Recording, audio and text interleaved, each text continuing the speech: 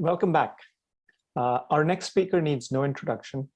He's the most respected and sought after keynote speaker, president of AT&T Labs and CTO of AT&T. Please welcome Andre Fuetsch.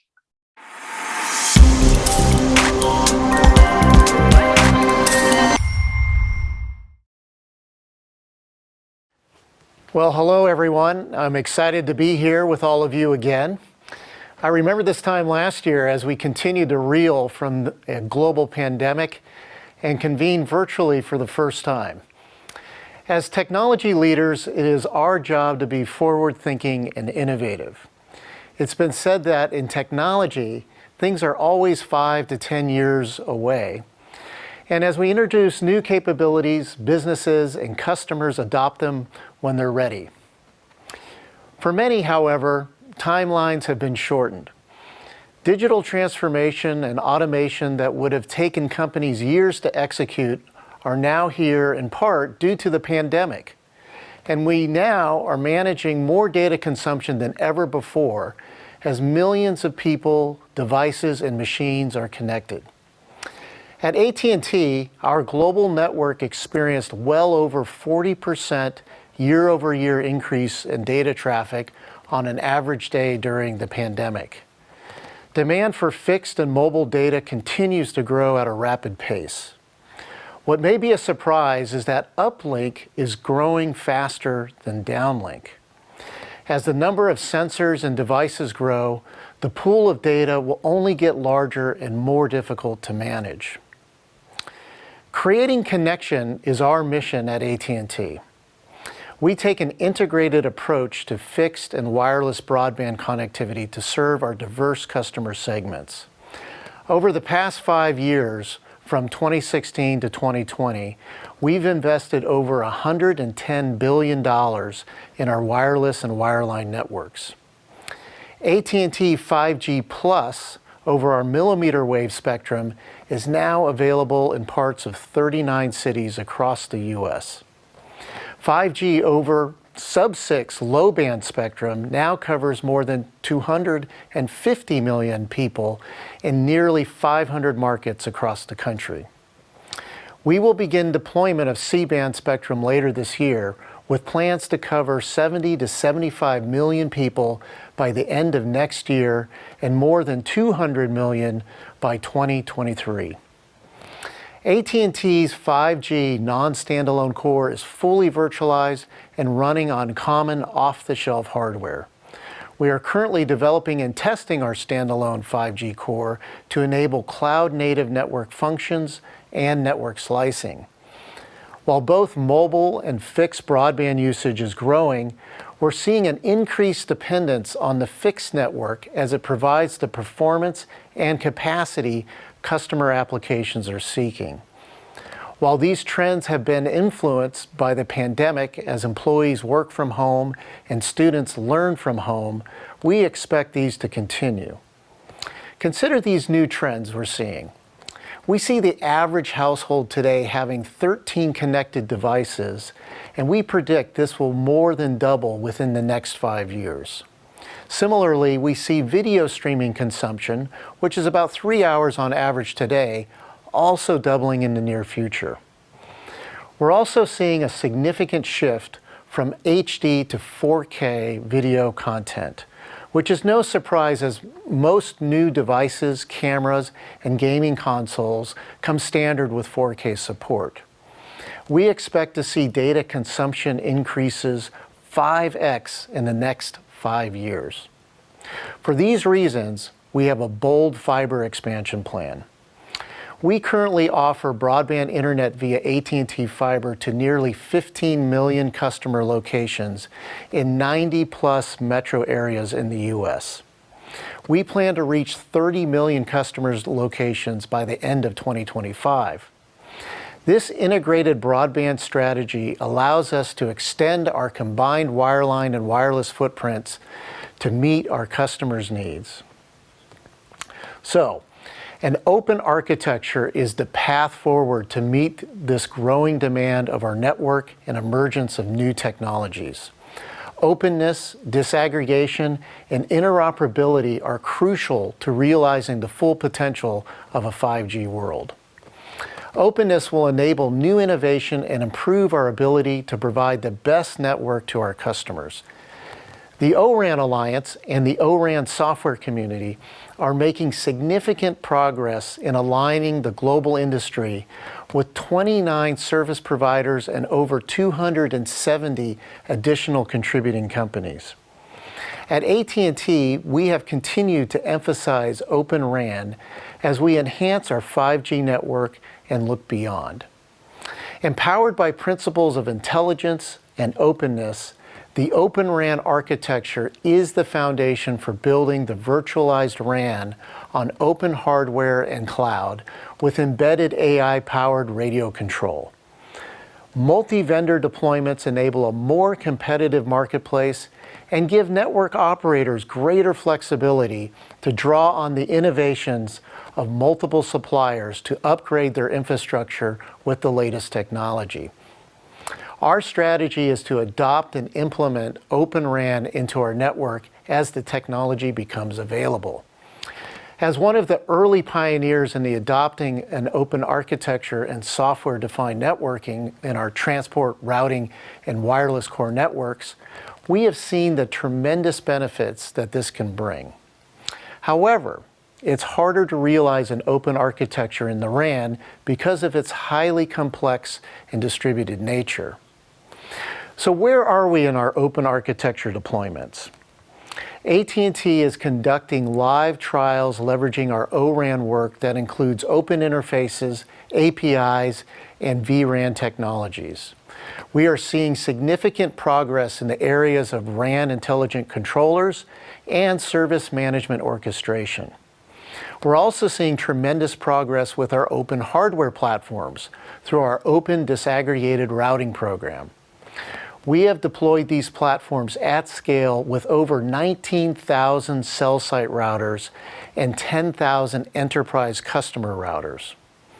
I am very pleased to say that we are finding these platforms to be more reliable and flexible in providing new capabilities faster than ever before. I'm also proud to announce that we have begun upgrading our core MPLS-based backbone with our OCP-based hardware design. This new open hardware is based on Broadcom's Jericho 2 chipset and uses a highly scalable design we call distributed disaggregated chassis that enables massive horizontal scale-out.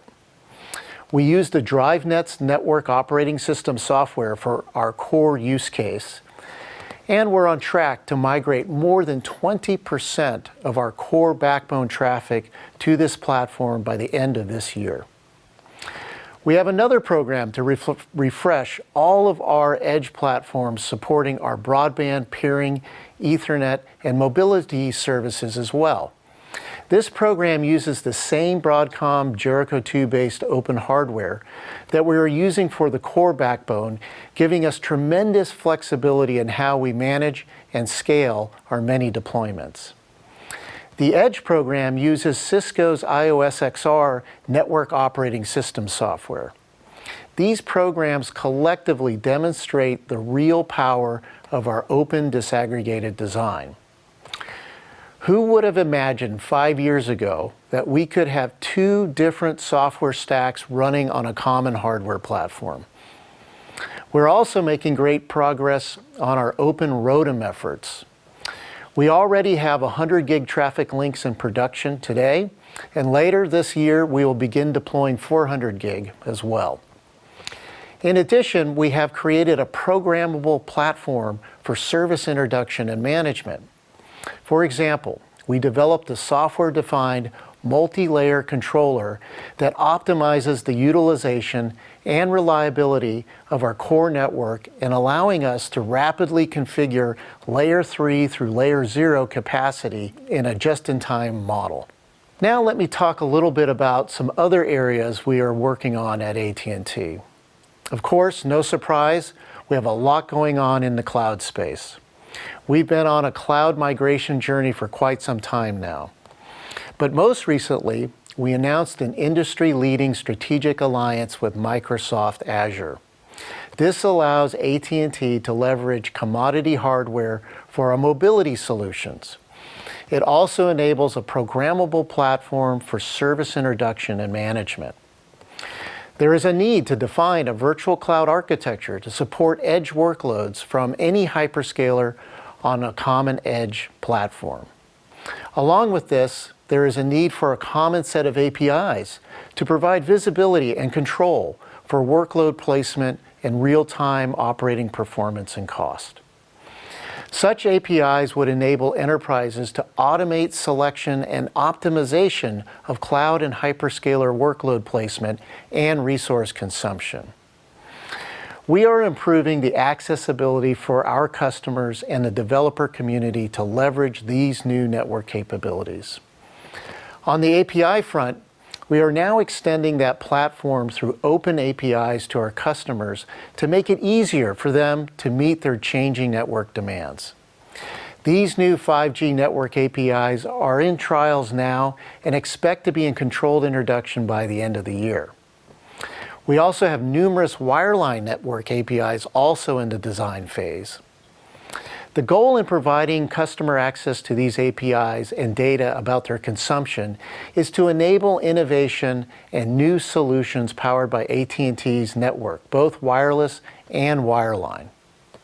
Here are a few examples of APIs we're building for 5G. Network slicing, security, monitoring, KPI prediction, device management, location for IoT, fault and recovery, and data that can be used for optimization, performance, cost management, and of course, power management. And on the wireline front, we're excited about the potential for segment routing capabilities to enable more direct control of flows for our fiber-based customers as well. All of these capabilities are helping drive our network to become a much more customer-centric network. The future network will no longer be something you set up in advance to simply provide access to your application. It will become part of the application. The artifacts you use to design and deploy your application with compute and storage will now include wide area wireline and wireless networking. The tools and templates you use to run your business will have just as much flexibility for your virtual wide area network as they do for your virtual compute and virtual storage. Your intent will be mapped directly into wireless and wireline functions that will allow you to flexibly handle the wide set of devices and customers that use your services, all with the security level that you need, from private secure intranet for remote workers to entertainment over the global internet. The network is virtualized and API enabled to the point that it can be customized for you, by you, and on your time schedule. This will become the network for you. I want to thank you for your opportunity to speak with you today, and I hope you enjoy the many great sessions of ONES this year. Thank you very much.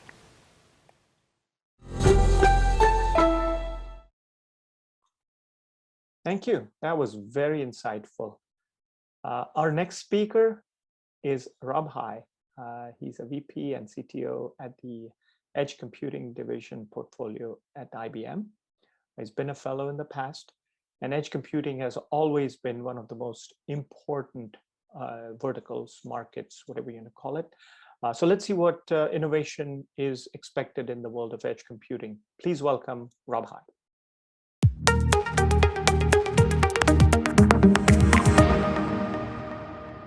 Hi, guys. Thank you for having me here today. I want to talk a little bit about what's going on in the world of edge computing and really kind of the advances that we're seeing here that we should all take stock in.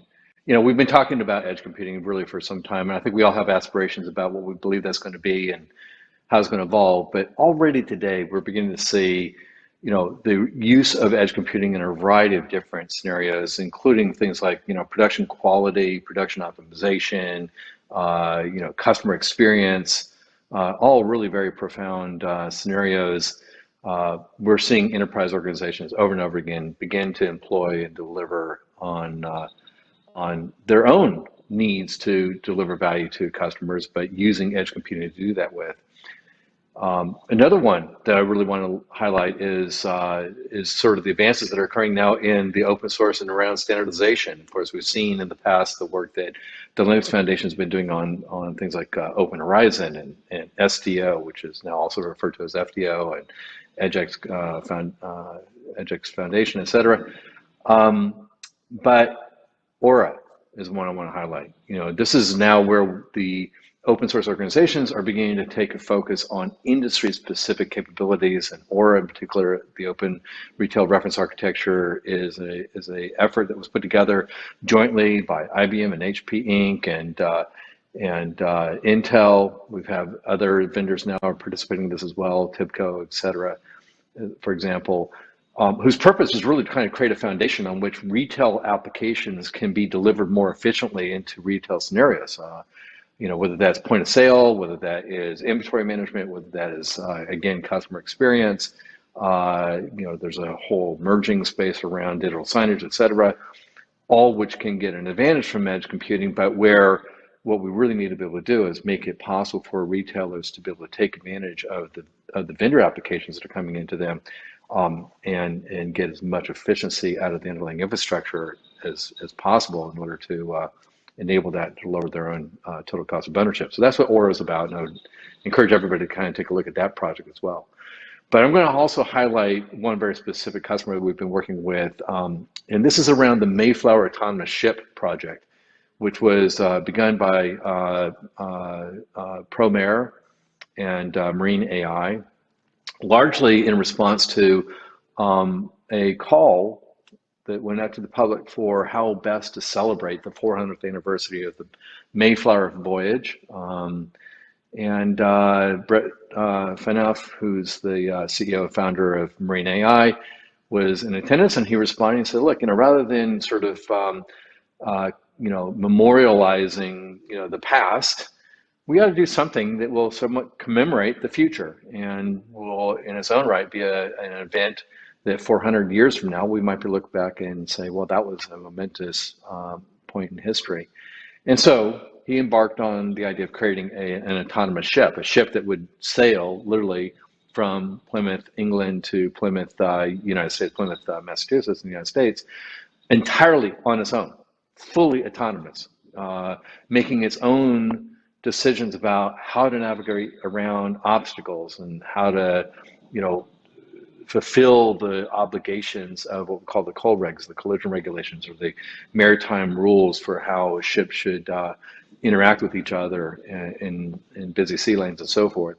To be able to do that, of course, it has to have the ability to recognize other ships, recognize shoreline, recognize hazards that may be in the water, including debris, but also marine life, mammals, whales and so forth that populate the oceans, and that it's important to protect and navigate around. So that was the endeavor. The ship now has been built. It's actually in doing sea trials now. We expect it to take its voyage here this fall, sometime right after the hurricane season ends. And actually made an earlier attempt to cross the Atlantic in the spring, and encountered some physical problems with the exhaust manifold on the engine compartment that caused it to have to turn around. But actually, it turns out the original Mayflower journey 400 years ago had a couple false starts too. So it's kind of maintaining that tradition. But nonetheless, the team is very confident about what the ship is going to be able to do. But to be able to do that, obviously, it has to have compute. It has to have compute on board that allows it to not only recognize all these obstacles, but also to make decisions about how to navigate around them. And that can't be done by presuming that all that data is going to be shipped back to the shore over a satellite network, which, by the way, is very low bandwidth and can also be somewhat intermittent. It had to be able to do that locally, and to be able to do that, we created an edge computer. The ship itself is, in fact, an edge computer. It's an edge device. And we worked with them to not only enable them to deploy the navigation workloads, but also other payloads that are necessary to support further scientific activities around marine research and collecting data that might be useful for monitoring for global climate change, et cetera. So it's a great project. I encourage you to go out to the MAS400.com website and learn more about the MAS project, the Mayflower Autonomous Ship project. There's information about the technology, information about the mission, and you can actually go to a portal to see where it is and how it's progressing. So with that, I want to thank you and turn it back to our leaders here. Thank you very much. Our next speaker is another CTO, and I'm very pleased to welcome Vanessa Little. She has been one of the open source evangelists in the past, and now she's a global CTO at a company called Interdynamix. And they use open source and open networking in general to build a business model. So let's hear what Vanessa has to say. Please welcome Vanessa.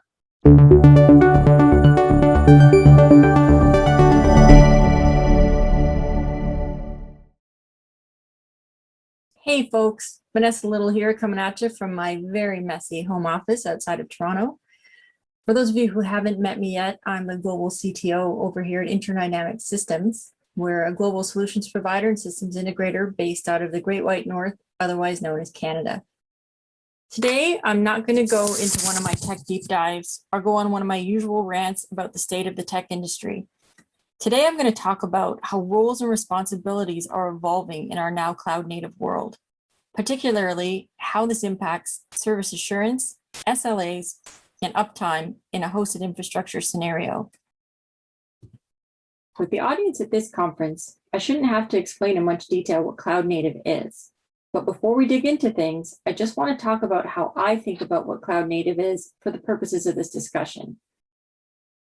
According to the CNCF definition, cloud-native technologies empower organizations to build and run scalable applications in modern, dynamic environments such as public, private, and hybrid clouds. Containers, service meshes, microservices, immutable infrastructure, and declarative APIs exemplify this approach. Now, I believe all of this to be true, but that definition addresses it at a high level only.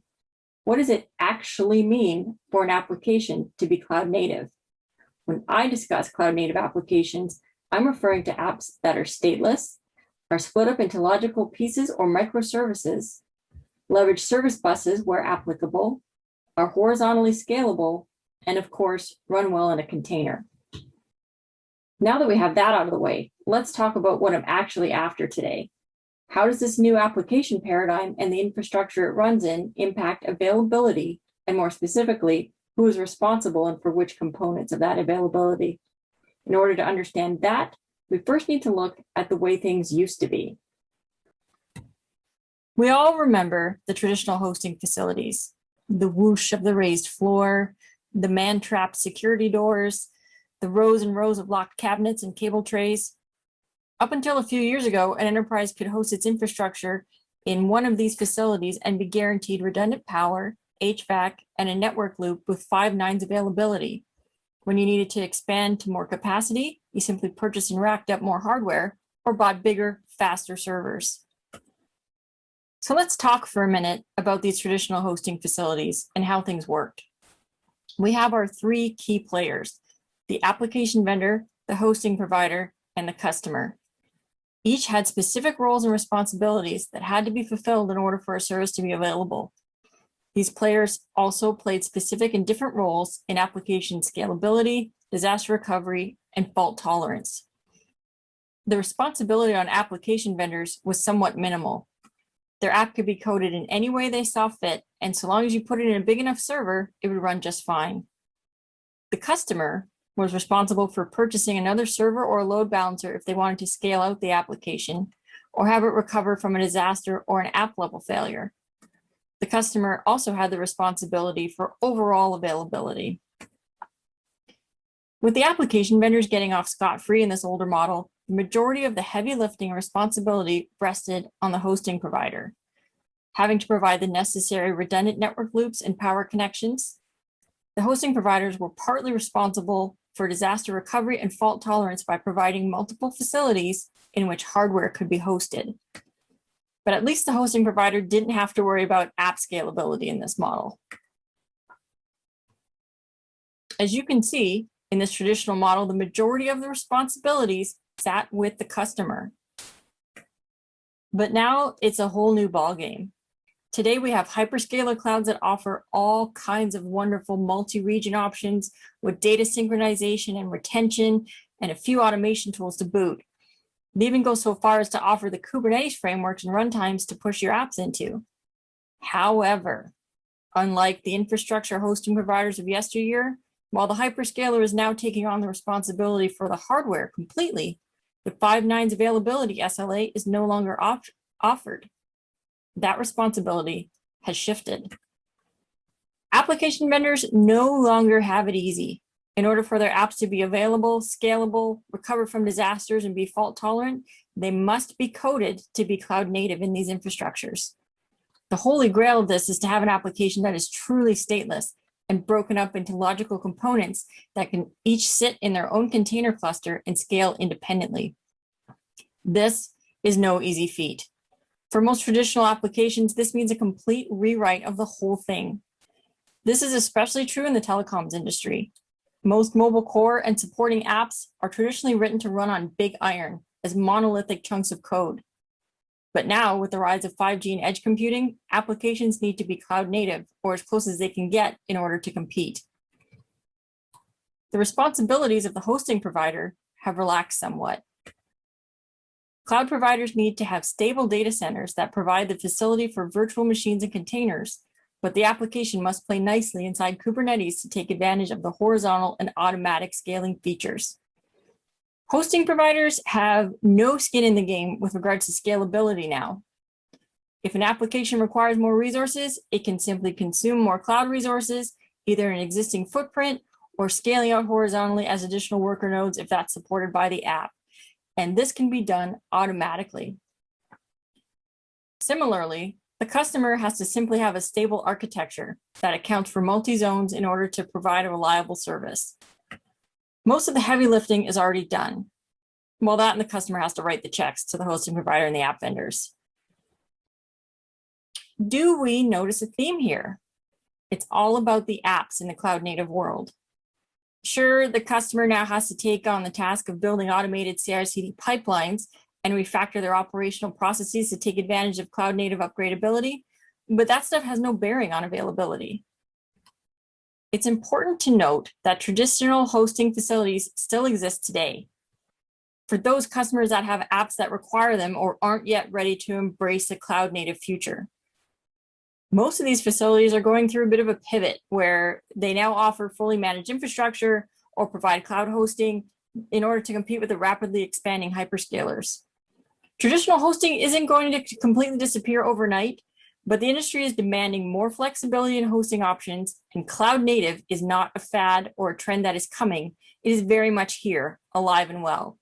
It's only going to get bigger and better going forward. Okay, so this wouldn't be a proper Vanessa little lecture without one, so maybe I will go on a bit of a rant here. The call to action for application vendors is this. It is now your responsibility to build apps that play nicely in a cloud native environment. Stateless apps that use service buses and intelligent data manipulation are the new norm, and we all have to get on board if we expect to gain anything from the promise of cloud native computing. That said, customers are responsible for stepping up and undergoing that internal operational and cultural change that is required before they can expect all of the wonderful automation, ease of use, and cost savings that the cloud native revolution is promising. So that's my rant for today. Feel free to reach out if you agree or disagree or would like to discuss anything that I mentioned here today. I'm always open to have a healthy debate with anyone.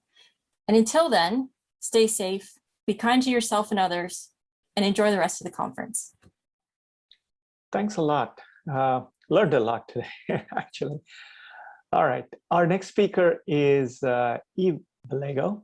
He's a network strategy director at Orange. Orange is one of the top contributors for LF networking with large-scale deployments of projects like ONAP.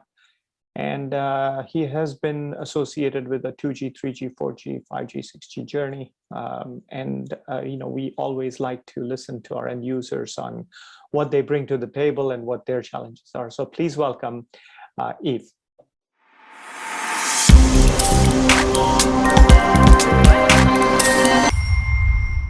Hello, ladies and gentlemen. I am pleased to share with you today some convictions we have and also the learnings we have made in using open source in Orange networks.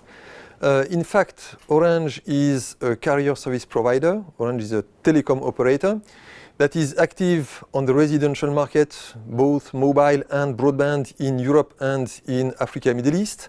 In addition to that, Orange is active on the entire globe, on the wholesale and on the enterprise market. When it comes to the use of open source in networks, and what I would like to share with you today is first our convictions, what we believe on open source, but also some lessons that we have learned in the past usage, in the recent tests and deployments that we have made in open source in our networks, but also some requests we may have to the community, some pleas, some outcome and feedback we have on that usage to the open source and the LFN community. First, to develop a bit our convictions about usage of open source in telecom networks.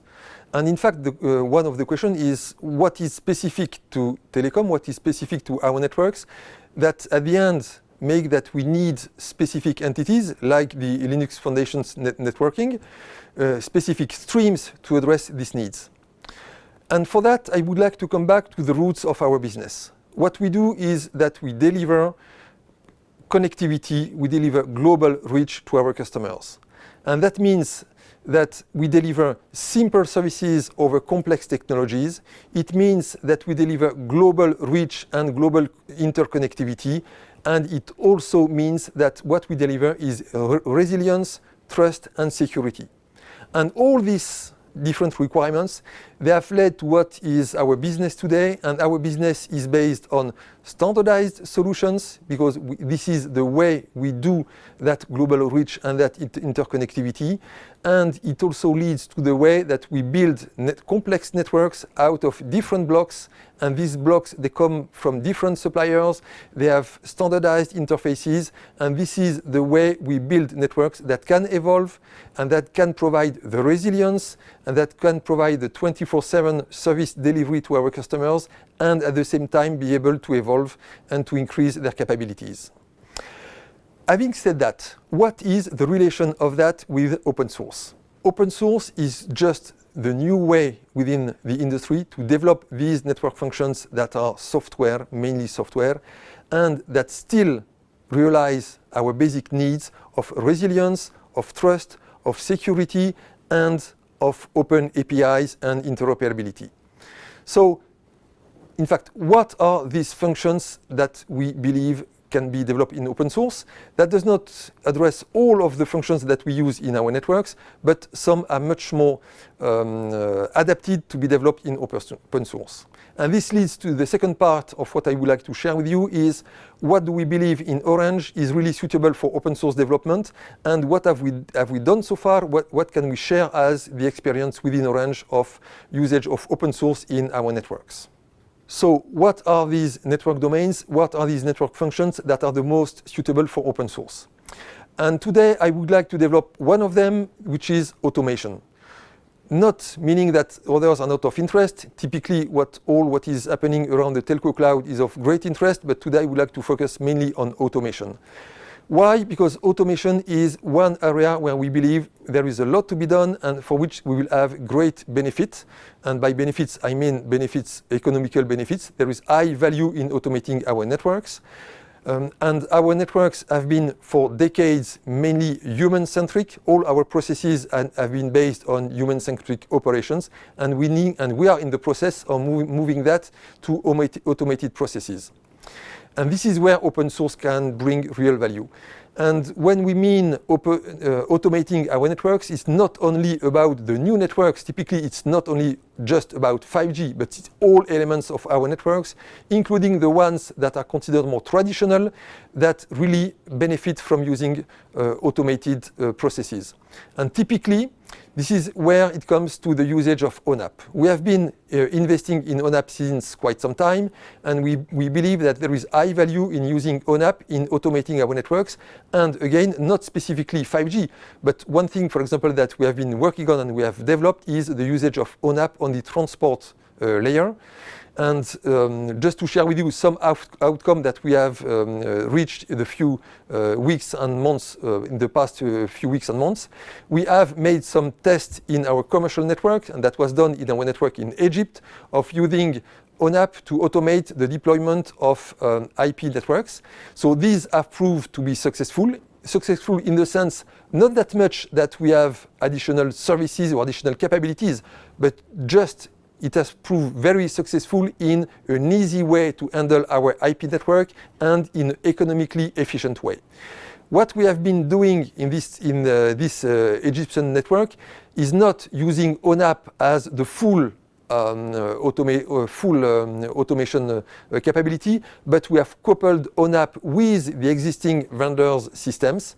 And by the combination of that, we have been able to gain lots of time in our processes, and this is of great value. And the next steps will be, after that initial test, to deploy that in our different networks, and this is what we plan to do along the year 2022.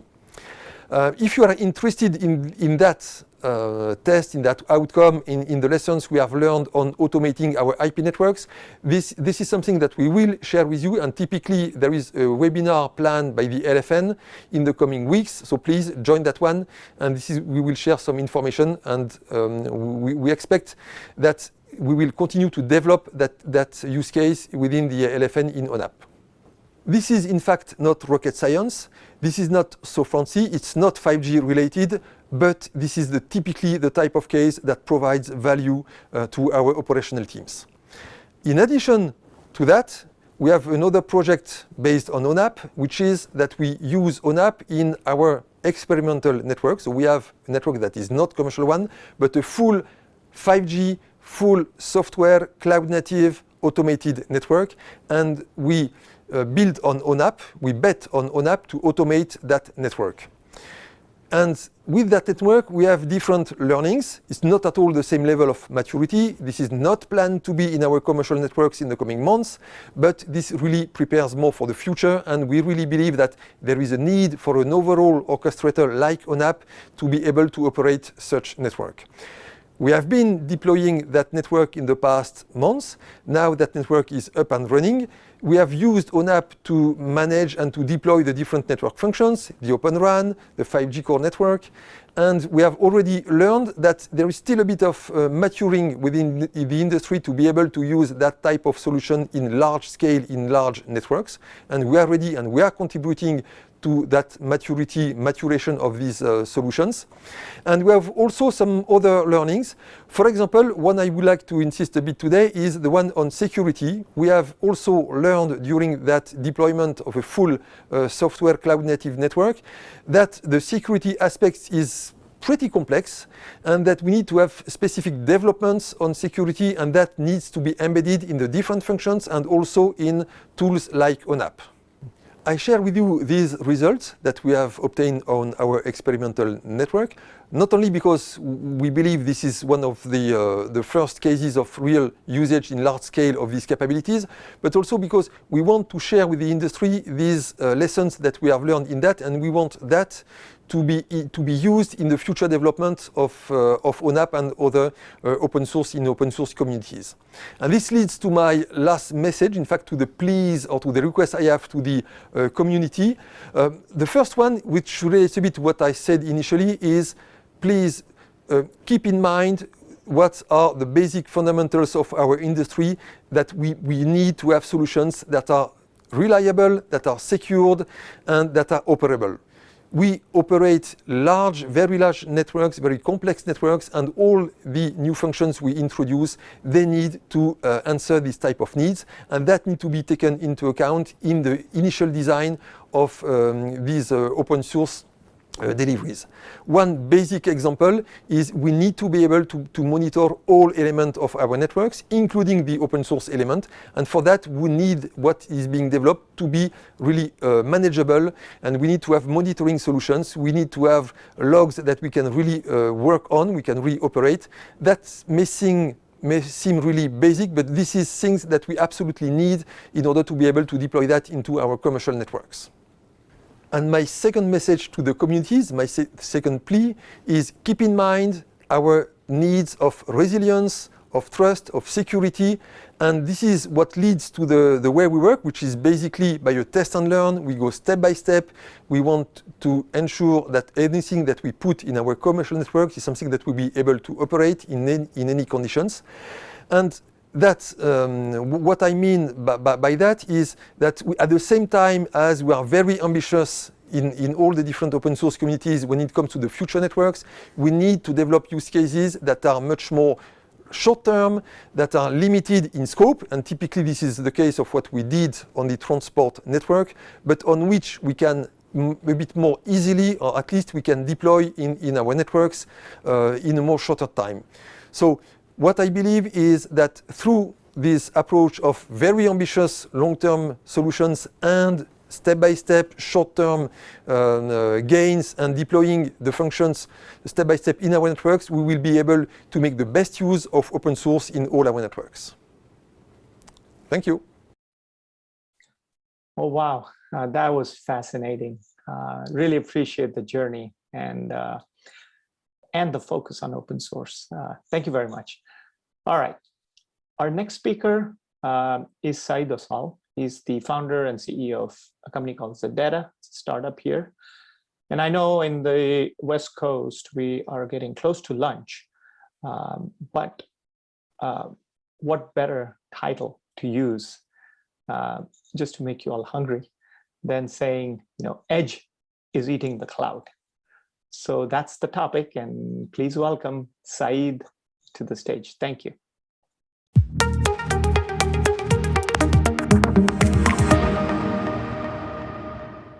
Hello, everyone. My name is Ouissal, and I'm the CEO and founder of ZEDEDA. I'm excited to be part of One Summit 2021, and in this keynote presentation, I want to talk about why the edge is eating the cloud. Edge computing is arguably one of the hottest topics in our industry. While hyped extensively in its early years, it's now becoming clear that edge computing is real, inevitable, and happening as we speak. Why is that? Well, the center of data gravity has traditionally been in the data center and subsequently in the cloud. But as we connect billions of devices to the edge of the network to collect data from the real physical world, the amount of data these devices generate is surpassing anything we've seen before. In many cases, especially in industrial and other verticals, the data has always already been collected, but now it's getting connected, which is why this shift is going so fast. This inevitability, when combined with the impossibility of sending all this data in its raw format to the cloud, means one simple fact. If we can't get all the data to the cloud, then we need to move the analytics and processing part of the application to the edge of the network. Analysts are predicting that by 2025, 75% of all data will be processed at the edge of the network, and that by 2024, nearly $250 billion will be spent on hardware, software, and services at the edge. These are staggering numbers and make edge computing one of the largest and fastest shifts we have ever seen in our industry. As edge computing takes off, the architectures needed to enable it are also becoming more clear. We have learned that the edge is not one place or layer, and as a matter of fact, we have learned it's a continuum that spans from field devices, assets, and users all the way back to the cloud and centralized data centers. In particular, we've seen the rise of the distributed edge. What is the distributed edge? Well, the distributed edge is where edge computing is performed very close to the devices, assets, and users. The edge compute runs in environments that are not typical data centers, and instead is deployed near or embedded in vehicles, well sites, machines, production lines, wind turbines, and other OT assets. The hardware itself often does not look like a typical server, and a whole set of new challenges introduced in management, security, and support for many different applications and devices. While the promise and need of edge computing is better understood than ever, there are some clouds on the horizon that come with deploying edge computing. According to one analyst, the lack of standards or broadly accepted architecture for edge computing will ensure that 85% of enterprises will deploy multiple incompatible technology stacks through 2022. This is not unusual for new emerging technology, but this is where I think, just like in the cloud or the open source community can play a big role in creating common standards and architectures for the edge.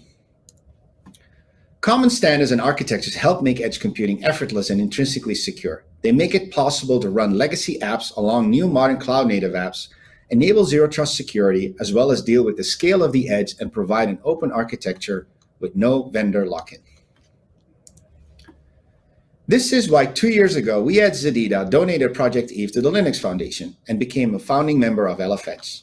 Project Yves aims to standardize the edge. Or in other words, if the edge is the last cloud that we need to build, then Project Yves intends to be the Android equivalent operating system of the edge. Project Yves is a secure, universal, lightweight Linux-based operating system purpose-built for the edge.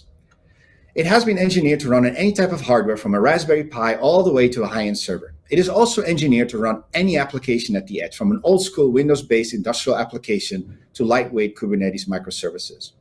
Anyone can get started online and download the code, compile it, and install it on their preferred edge hardware.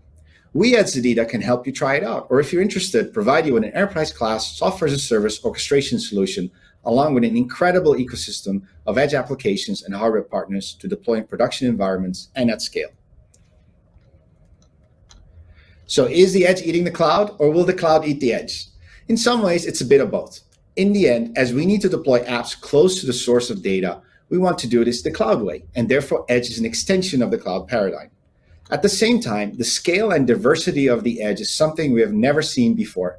Imagine every machine or device in the world connected to the network and to the cloud and generating tremendous amount of data. The business model on the edge is all about data, and the monetization of infrastructure will be very different to what we've seen in the cloud. The edge is driving new ecosystems and use cases, and the new environments will require new architectures and technologies that take it further from where the cloud is today. What is clear, no matter who's eating what, is that this is an incredible market opportunity and an exciting time for anyone in our industry. Thank you for your time.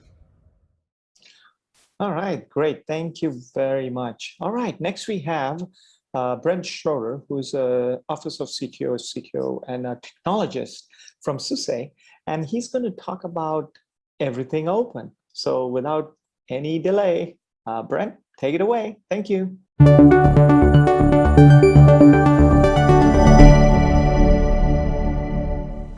Hello, I'd like to welcome you to the Open Networking and Edge Summit.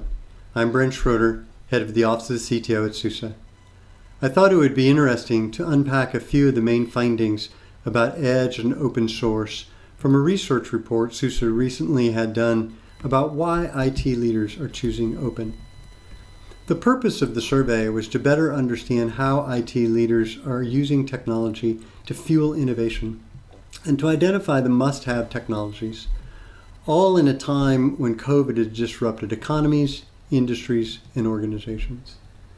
We surveyed 800 IT leaders in businesses with 250 or more employees and published our findings in a report called Why IT Leaders Are Choosing Open.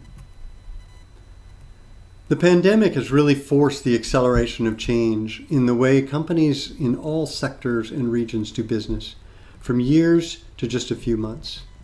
This applies to many edge scenarios as well, in nearly every industry, including retail, manufacturing, healthcare, and many others. 72% of IT leaders expect edge computing solutions to be broadly adopted within the next 2 to 3 years.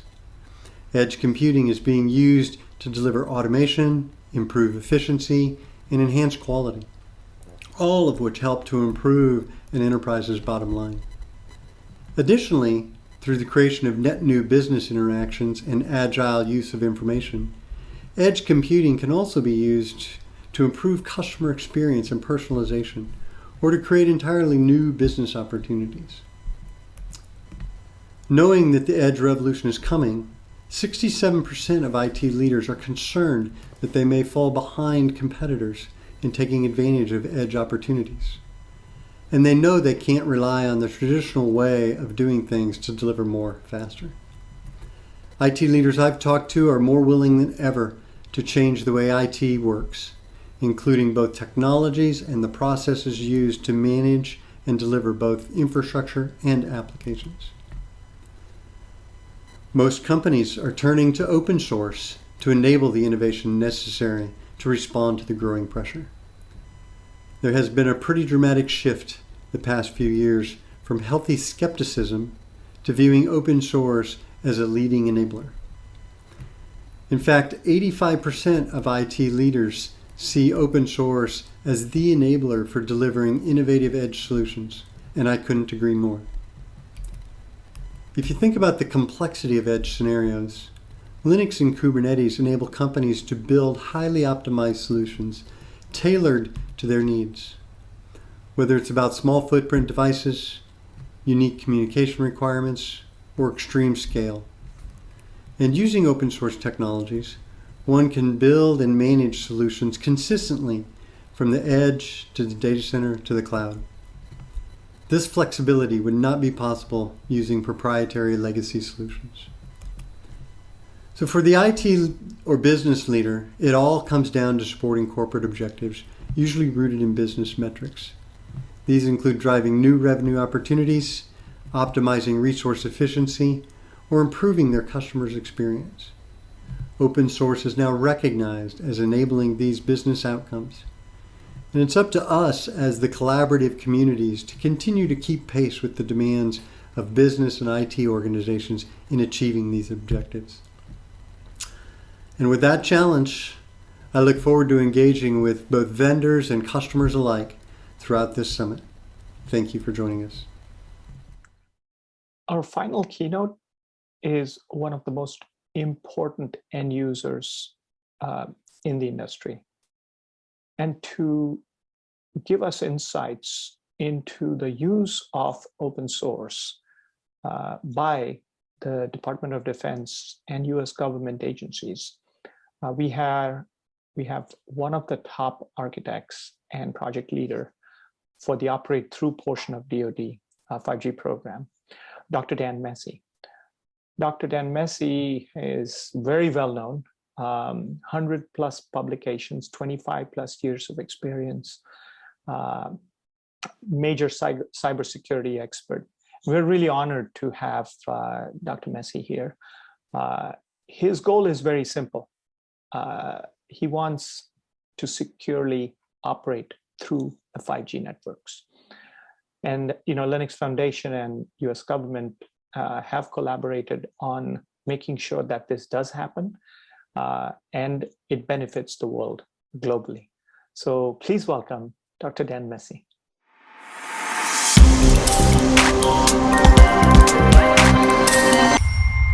I'm Dr. Dan Massey, and I'm here to talk about securely operating through 5G networks. So I'm part of the Department of Defense 5G to NextG initiative, and what we're trying to do is we're trying to reinvigorate US telecom dominance, and that's been critical to industry, to national security, to a bunch of just the US in general, right? And so we're hoping to kind of get us back to be major players in that. We've broken our overall initiative into 3 pieces. We have an accelerate piece, which you may have heard about, which is putting a lot of interesting 5G applications on bases around the country. We've got a few highlighted here in the slides. We're doing smart warehouses that utilize 5G connectivity in Albany, Georgia, and Coronado, California. We're looking at spectrum sharing at Hill Air Force Base. We're looking at augmented reality, virtual reality, and I'm proud to say that we even have Colts, or cellular on light truck, which we have deployed in use right now in support of Operation Afghan Welcome. So a lot of interesting stuff trying to get DoD to better use 5G. We also have the piece called Innovate. I'm skipping to the third one there. Innovate is saying, 5G is clearly not the end. We're going to have 6G, we're going to have 7G, we have lots of stuff still to come. And so we're not focused on just getting DoD into 5G, we're focused on getting DoD into that whole NextG concept. And finally, the middle piece here is what we call operate through. And that's the piece I run and the piece that I'm mainly here to talk about. So I'll tell you a little bit about what we mean by operate through. Okay, so for every other infrastructure, we know how to operate through existing infrastructures. If I was to talk to anybody about DoD deployments, US military deployments, we don't start off by going in and saying, you know what, first we're going to build a road system and a bridge system and a rail system, and then we can start to operate in a region. We're going to make use of the existing bridges, the existing railroads, the existing road infrastructure, the existing power infrastructure, water infrastructure, et cetera, when it's there, right? We're going to be able to operate through, as you can see, the image of our armored vehicles here crossing an existing bridge. Now, of course, we have the ability to span a river anywhere in the world. And we're always going to have that ability, but we don't start our operations by saying, let's first go in and build all the bridges we need. We start by saying, what infrastructure do we have that we can operate through? Right? And that's true for power, that's true for water, that's true for logistics, that's true for all sorts of stuff. So what about comms? Right now, we are able to bring our own communications anywhere in the world, and we will always have that capability. And one of the most common misperceptions about my program is we are not in here saying we're going to replace that. We're going to continue that, and we're going to make that stronger. But we also have a ton of interesting 5G infrastructure, other infrastructure emerging around the world. So could we operate through that infrastructure just as we use a bridge, or we use host country power, or we use the existing water system, or something like that? So that's what we're trying to do for operate through. So with operate through, what are some of the key things that we're trying to achieve here? Well, we're thinking about the world in terms of different types of 5G networks, some of which we bring, some of which we use when they're in place. We're talking about lack of security assurances. And we can argue about whether that's lack of security or just lack of an assurance, but we need to improve the security so that I can operate with them in a trusted environment. And in the end, I want to get to the point where I can provide guidance and the ability for mission commanders to go operate through 5G infrastructure wherever it might be, either bringing their own or relying on other infrastructure that's already there. So why can't I just do that? Sounds like a great idea. What we should do is we should all be operating on name your favorite commercial 5G infrastructure. Well, here's a little quick picture of our commercial 5G infrastructure, right? We've got our 5G RAN, or the radio access network part. We've got this cool 5G core, the back end sort of connecting everything together. One really nice thing about 5G, which I think is incredibly important, is we have this 5G MEC, or this computing we push to the edge, which I think has a lot of potential. And then we connect into a larger world, and so there we go. We could run that in many places, and industry is putting literally billions of dollars into this work, so we should leverage it. Only what we have right now is a lack of commercial assurances. I'm not saying the commercial infrastructure lacks the security we need. I am saying definitively we don't have the assurance, we don't have the process, we don't have the way to validate that's true or not true. And we think there are places where it clearly needs to be improved. But what I'm going to say, instead of saying, we lack the appropriate security, it's going to say we lack the appropriate assurance. So can we get those security assurances that would tell me whether it makes sense to operate on, name your favorite 5G commercial provider? Right. We also have risks from untrusted supply chain components. Right? Whether we're building our own network or relying on somebody else's commercial network, right? We're not only using the network itself, but the network consists of many, many components, as everyone on this, at this event knows very well. And those components come with varying degrees of supply chain risk and varying degrees of trust. Yeah, it'd be great if we said every commercial provider everywhere in the world works from a DoD trusted foundry, but clearly that's not the case, and will never be the case. And so in the end, what I have is I have an inability to leverage these indigenous 5G capabilities wherever I go. Maybe because they actually aren't appropriate to use. Maybe they are appropriate to use and I just don't know how. Maybe it's somewhere in between and I can make them appropriate to use. So that's what we're trying to do in our program. All right. Sorry, let me get this slide to advance here. There we go. So, So we worry about a bunch of threats. I'll just talk about these briefly. I'm not going to spend a lot of time on the threats, but obviously we worry about our confidentiality, integrity, availability for everybody who's a security person here, right? Our good old CIA triad. Confidentiality, I want to make sure my secret data stays secret. Integrity, I want to make sure that I know who the message is coming from, that it hasn't been modified, avoiding replay attacks, that sort of thing. Availability, I want to make sure the infrastructure is actually there. Does me no good if there is no infrastructure. So all those pieces I want to come together, and I'm throwing in one that's particularly important, which is observability, which fits under the other pieces, but I'm going to call out specifically because as I'm using this untrusted 5G network somewhere in the world, I'd like to know how much information someone can gain about me just based on the fact I'm using it. So even if I have perfect confidentiality, all of my data is encrypted from point A to point B, and I have perfect integrity. Nobody's modifying my messages. Just the volume of traffic that I'm sending to my colleague, Dr. Roy, could reveal something about my operational tempo. So I worry about that observability. We're looking at all these sorts of things. That's kind of the threats I'm looking at. All right, so where do I want to operate? Well, I want to operate in 3 different environments. I want to operate in a black box world where the network is, as the name says, just a black box. The network sometimes unreliably delivers message from point A to point B. I'm an average user on the network. I've got my phone, my sensor, my device. I'm just a user. And I've got a UE. Maybe the network will deliver what it does, what it needs to, maybe it won't. And so what can I do in that kind of environment? Right? So that's one extreme. I'm just a user on the network. The other extreme at the bottom here is a tailored environment. Right? In that case, I'm bringing my own network. I'm bringing my own cult, like I'm doing for Operation Afghan Welcome. Right? I'm bringing my own equipment, my cellular on-light truck, literally driving in the infrastructure I need and relying on that infrastructure. And there I have full control over the code, the components. I can do what I want in the RAN, the MEC, the core, and so forth. So that's one approach to doing it. The other, in between, sits a cooperative commercial network, right? So if I work with, again, name your favorite 5G commercial provider, it's certainly not a DoD provided network. It's not something I own and can operate.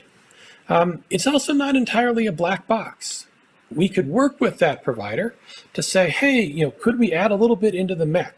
Could we enable a few additional features from the 5G spec in terms of security?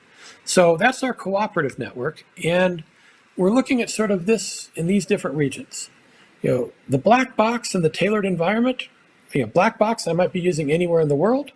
The tailored environment I might bring with me anywhere in the world. The cooperative environment is something that might work in the US or in allied regions and possibly in a few gray or unknown regions where I work with the 5G provider to add that security assurance, to add those features that I need to make it workable for critical infrastructure, DoD operations, other national security related things. All right, so those are my operating environments. I want to operate in all 3. And last thing I'm going to say, and then I'm going to give you just a few interesting, what I think are fun examples, right?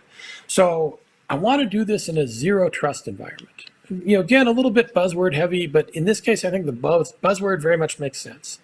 If I'm operating on that black box or that trusted, that cooperative commercial environment, right? I can't really rely on our good old-fashioned, largely obsolete castle and moat kind of defense, right? And the old castle and moat defense, the way I approach security is I have the inside of the network, that's where the good guys are. I have the outside of the network, that's where the bad guys are. The firewalls, the IDSs, everything keeps the bad guys on the outside of the network. Whether that's ever been true or not is an open question, but it certainly is not true in the 5G case, right? On that commercial provider network, where's the outside and the inside? So instead, what I want to do is I want to move to this zero trust approach. And, there's a lot of definitions of what zero trust are, some great documents by NIST and other folks there. But, a few key principles that I'm thinking of when I say zero trust is I want continuous monitoring to detect misbehavior or malfunction. Because I'm on who knows what network, who knows what's going wrong there. I want dynamic authentication and authorization so that I'm not just saying, yep, Dan was allowed on the network once and now we trust him to do whatever. We want to keep that dynamic and we want to keep that appropriate to what's going on. I want segmentation, so I definitely don't want a big outside the moat, inside the moat. But I do like this idea of micro perimeters, right? On the device, not on the device. in a small, so I definitely can have these micro parameters. And finally, I want to push that end security, whether it be encryption, access control, whatever it might be, as far as I can to the end devices, because that helps me build my zero trust model. Last thing on zero trust is, and I certainly know this, and many of you who've worked on secure systems probably have shared this belief. We have a challenge of sometimes our systems are very secure and very hard to use. What we actually believe we can do, if we do this right, zero trust should actually make it more available, not less. So I'm looking for solutions that do all this, but also make it more user-friendly, make it more useful. So I'm not stuck, as I've occasionally had some days like this, and I'm sure some of you had as well, where the security system has prevented me from getting in to do my work. If we do it right, we can actually make sure that security system makes it easier to do the work and makes the work more available rather than the other way around. Okay, so that's the big picture of the program. I've got some slides that you can see that are online just to kind of talk a little bit more about what is a black box environment, but I've only got a few minutes left, and I want to use my last few minutes on one really interesting challenge that I think is particularly relevant to this group. All right, so here we go. So this is my last slide. This is what I want to kind of end on. In all these environments, whether I'm operating in a cooperative environment, I'm bringing my own, I'm particularly interested in what I can do on the radio access network, right? Remember, this 5G network consists of a RAN, that radio access part, a core, and the MEC. Lots of cool stuff I can do on the core and the MEC. But let's talk about the RAN for a minute. So one cool thing with 5G is a lot's going on at the physical layer, at the PHY layer. There's a lot of new ways I can make this work. There's a lot of potential new components to integrate. I also have a desire for supply chain flexibility so that I'm not dependent on using some device I didn't want to, that I may not rely on or prefer not to use. So to make that work, I would love to have a RAN that I can customize, that I can come in and say, you know what, I would like to mix and match piece A from Alice's company with piece B from Bob's company with piece C from Yves' company, might also fit in there too. Can I build my own RAN? Or do I simply have to buy a monolithic RAM from a really good provider? And the challenge here is, this gets into these issues of open RAN, of how much I do, which I think are a very good fit for this conference to talk about, the trade-off between having a monolithic defined system, a cool RAM that I can buy from a lot of really good vendors, or something that I can kind of build myself. And I'll leave you with a question I don't have an answer to, but my end question is sort of, what I'd love to have of that radio access network is high performance, high security, and a high level of flexibility and customization. And in the classic computer science world, right, I'd love to have all three. Is I can get all three, or is this a pick two or even a pick one scenario? I can have a lot of flexibility, but maybe I can't get that high performance. Maybe I can get the flexibility and the security, but we'll see. So what's open and an interesting question, and I think a challenge for this group, and as well as the community as a whole, is how much are we standardizing? How much are we allowing to be open so that any player can come in, versus how much are we locking down because frankly it's a very complex system, and maybe the better way to do it is just to say we need one vendor, you can pick from many of them, one vendor to do the RAN, or do we have a lot of pieces to do the RAN?